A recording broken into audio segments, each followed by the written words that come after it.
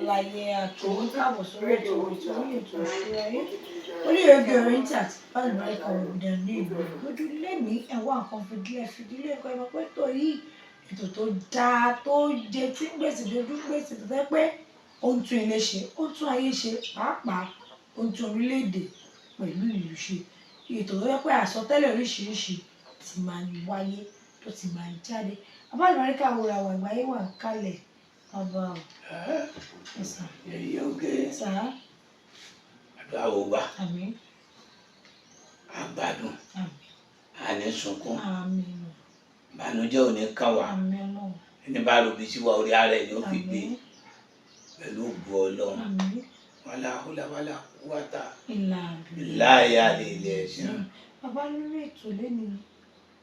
ọ̀rọ̀ gbígbàdúrà la fi sọ kí ló ń jẹ́ kí àdúrà yá láti sáré gbà kí ló lè jẹ́ kádùúrà pẹ́ ládùúrà máa gbà á dáadáa á sì máa tẹra mọ́ sílẹ̀ kò ìlérí yẹn ò ní wá sí mímú ṣe. èyí oge sórí téèyàn bá lóun jẹ́ Kristẹni òun ò ní wẹ ọwọ́ kọ́wọ́ kúrò ọ̀nà ọ̀pẹ́ téèyàn bá lóun jẹ́ mùsùlùmí astẹ́ngẹ̀fúrúlà òní wọ́wọ́ ibi dànù ọ̀nà ọ̀pẹ́ tó bá lóun jẹ́ lẹ́sìn ká àbáláyé omi nìkan tó máa lo etí odò tó ká máa ṣe ọ̀nà ọ̀pẹ́ sórí téèyàn bá ń ṣe yá Allahu yá Latifu yá Samadu ọmọ ṣe yá Yasẹ yá Karimu yá Yasẹ yá Yèyí Oge yá bámi wúwo díẹ̀ o ní di gàrí níwọ̀n o wọn lè máa ṣe ẹ̀jẹ̀ ṣàdúrà fún un sórí èèyàn máa ń fi àjò kún ayé rẹ̀ ni ẹ má lògùn ẹ má wẹsẹ pásítọ̀ ni wá mùsùlùmí ni wá ó ń ṣera rẹ ọpẹ́ bẹ́ẹ̀ kó tó dáa fún ẹ ájú ọ̀tọ̀ ẹ̀sìn ọ̀tọ̀ àìsàn ọ̀tọ̀ ọfà wà lára rẹ gbogbo nǹkan ń gbọ́ ẹ lára ọlẹ́sìn ò gbà pé kó o lu àgbo wọ́n ló ń ṣera rẹ àdúrà ọ̀pẹ kó tó gbà wọ́n ló jẹ́ mùsùlùmí ìyàwó rẹ ò lóyún ìjú wà nú ẹ̀ ẹ̀ẹ́dẹ̀ lọ wá nǹkan ẹ̀ ṣe àgbo ìjú yóò mú ìjú òyọ̀ dànù yóò lóyún yóò bímọ ọlẹ́sìn ọ̀pẹ abẹ́ ìgbọ́mọ̀ sílámù yájú lé ká ọ̀tọ̀ lẹ́sìn ránù ló ń ṣe yìí òun waste time ara ẹ̀ ni ó tètè dáa fún yàn kò kan lọ́hùn pọ́pẹ́ dáa fún yàn kò kan lọ́hùn bọ́tí ọ̀pọ̀lọpọ̀ ti ń dùn mí jù mùsùlùmí mi àtàfà mi táwọn náà ń ṣe àjò tí wọ́n sì sọ pé kéèyàn má ṣe gbogbo nǹkan tí ò dáa làwọn nǹkan tó bá ti lòdì fún tọlọ́hun ṣùgbọ́n pé kéèyàn ò rí àánú gbà ìjẹ́ kí ní àjò èèyàn ó tètè yá ni ìjẹ́ kí ní àjò àdúrà ó tètè yá tó bá ṣàdúrà Ọlọ́run ṣàánú mi o jẹ́ ń rí jẹ o jẹ́ ń rí mu ṣíjú àánú wò mí o bismillahir rahmanir rahim abadada awasa adaya kalamana sáfàlà kárásátà sàmàlà kó yànjọ máa dùn yánú àárẹ̀ ò lè tú ọ gbàdúrà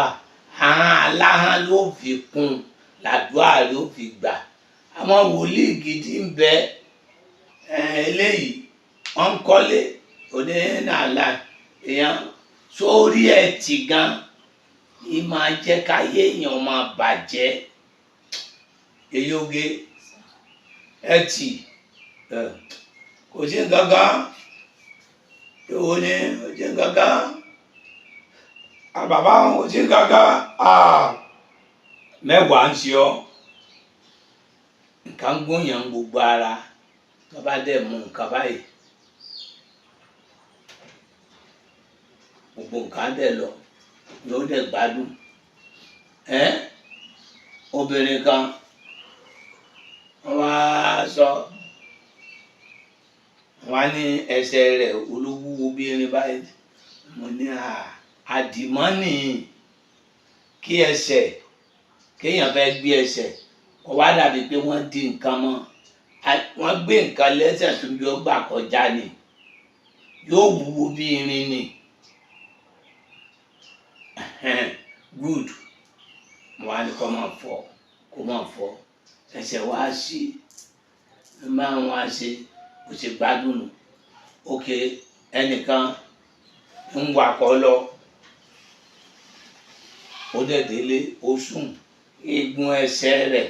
ó sì yọ ló àgbákùwò ni mo lẹ eegun ẹsẹ̀ tí wàá yẹ̀ sí bómi nǹkan kan báyìí ni mo ní wọ́n wá bẹ́ẹ̀ nu ọ̀fà ni àwọn abẹ́rẹ́ mo àmọ́lé mo ṣe kínní mo dá lẹ́jọ́ karùn-ún ọ̀yà lọ́ọ́ ra kárẹ́ lépo tó pọ̀.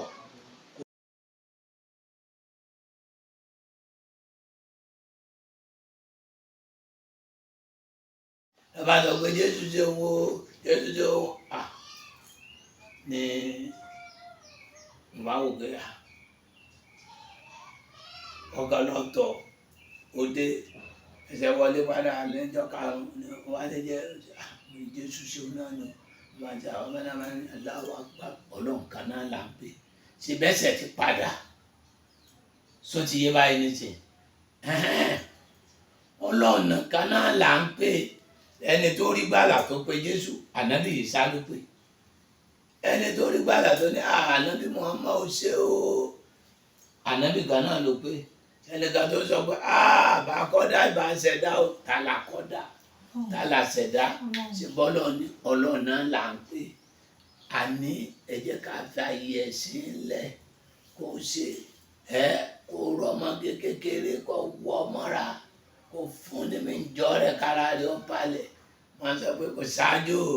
kò sí kíni bàbá sàlẹ̀ daṣẹ́ lẹ́dẹ̀ẹ̀dẹ̀ lójú kó kalẹ̀ lẹ́nu lé ọmọ kó ti dòkú èèyàn kábẹ̀ yóò pẹ̀lú rẹ̀ yìí ti ra mọ́mọ́ fún mi jọ́ rẹ̀ kó ló ń wà bí èèyàn nú àbúkù ọkùnrin ájò ní járó gbé wà láàánú ọwọ́ àlẹ́gbẹ̀ẹ́ èèyàn wọn ò ní jó sí èèyàn ájò ní jẹ́ pọ́nrán tí èèyàn lẹ́tà ayọ̀ wà ńlẹ̀ wọn á ní wọ́n ṣe wọn á ṣàdúrà fún yàn gbogbo àdúrà tí ń pẹ́ ìṣẹ́jú kan ni nígbà tí ànábì Sulemana orí òka àárín ìṣẹ́jú kan ni nígbà tó lọ́wọ́ yọ Yusufu kúrò nínú kànga ìṣẹ́jú kan ni nígbà tó lọ́wọ́ yọ Yusufu kúrò nínú ọgbà ẹ̀wọ̀n ìṣẹ́jú kan ni nígbà tí ànábì Musa gbogbo aburú tí Fáráò ṣe láyé ń pẹ̀lú àṣẹ àyàwó rẹ̀ wọ́n jọ ṣe ni wọ́n pa Musa nìkan lọ́lọ́run fi sọ lẹ́yìn Ọlọ́run àárín ìṣẹ́jú kan náà lọ́lọ́run dá àṣẹ àtàlóhùn ló dẹni àlùjánnà àárín ìṣẹ́jú kan náà lọ́lọ́run mú Fáráò ló tẹ̀rì tí Musa sì kọjá lọ láàárín ìṣẹ́jú kan ó láyàn onídìrí ọ̀sẹ̀sẹ̀ pápápá ẹ̀ẹ́dẹ̀mẹ̀ẹ́dẹ̀rẹ̀ Jésù lára Jésù láyéláyélá gàfúrúlẹ̀ wà bẹ́ ń bá rẹ̀ fàkọ́ sàmú ó wulẹ̀ tó ṣàìsàn yẹn ò lè tó yẹn ọwọ́ kọ́wọ́ dànù yàtọ̀ kó wí ọwọ́ kó mu àgbo ọ̀la kó dẹ̀ mu àgbo àìsàn kí jẹ̀dí ó kúrò kí bàbá àṣàlẹ̀ ó gbé kí gbogbo ẹsẹ̀ rẹ̀ tó wúwo ti pòlò kọ́ nàró oríjì máa fọ ẹ tó ń kú rírì kí gbogbo ẹ gbádùn kó lọ kírun kó ṣàṣàlátù fànábì kínú rí ó dùn kó lọ ṣọ́ọ̀ṣì ẹni bá lálàáfíà ní lẹ́sìn ẹni bá lálàáfíà ní lẹ́sìn ẹ má jẹ́ kó máa tàn wá mọ́ ṣùgbọ́n ìwọ̀táyé bá gbámú ò ní ṣáájú ìwọ̀táyé bá ń gbámú ò ní bìlífù lórí àjò ayé náà sì ní í ṣe ọ́ ẹni ayé bá ń ṣe ayé tí ń ṣe ló fi ní òṣàyè yẹyẹ oge lọmọdé àríjàyé o wọn jọ fà burúkú ọba wa lágbo ara o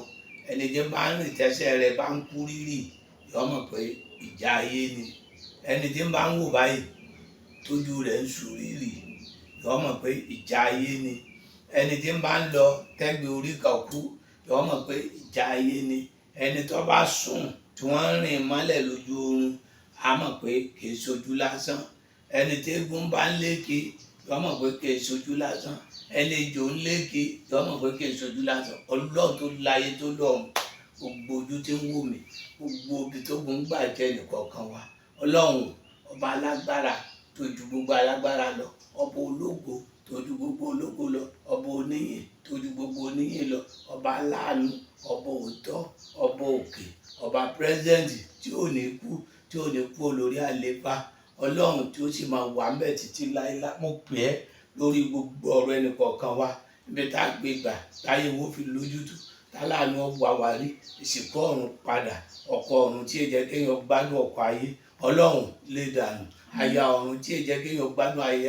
aya ayé olúwa lè dànù wọ ọlọ́run ká gbé àgbẹ̀dẹ ajáde kalẹ̀ ká máa pọ́nmi sí ká máa ṣiṣẹ́ sí iṣẹ́ tó yẹ ká ṣe lójú oorun ká máa ṣe lójú ayé irú ogun bẹ́ẹ̀ olúwa ò mú kúrò nínú ayé wa yá jàlùjàlùkà haúnákà ìlékà wá ìyáàkà lọ́sọ̀ ìlú àrí ànúbà pẹ̀lú àṣẹ rẹ̀ ọlọ́run wàláhùlà wàláhùwàtá ìlà bìláyà nílẹ̀ àṣẹ. òun náà ni ẹ ti gbọ́ yẹn ohun tí òun jẹ́ kádùúrà gbà tí òun tó ń jẹ́ gbà àdúrà gbogbo wa ló máa tètè gbẹ lágbára ọlọ́run àwọn òníjọ́ kó máa wọ́n lé ẹ̀kọ́ ní wàá lùbáríkà àwọn obìnrin ní ìlú gbódùbù tí a bá ti ń bọ̀ ẹ̀dẹ́kọ̀ òdùgà yóò lọ sí ìjẹ̀dẹ̀ bọ́lẹ̀ ní gbódù junction ẹ̀ ti rí soundboard tàbí kẹ́ bèrè lọ́wọ́ anybody pé ọ̀dọ̀ bá lùbáríkà òun ni ẹ̀ ń lọ tàbí kẹ́ pé 08023829492 08023829492 kò síbi tí ẹ wà tẹ́tí pé tí wọ́n ti gbé òdìdán náà kó wà mẹ́ẹ̀kọ́ tó mọ ogun tó ń jà ẹ́ tàbí ọ̀nà àbáyọ ire o dàbọ̀. Thanks for watching. Kindly subscribe to our YouTube channel, O2FM Lagos. Bye.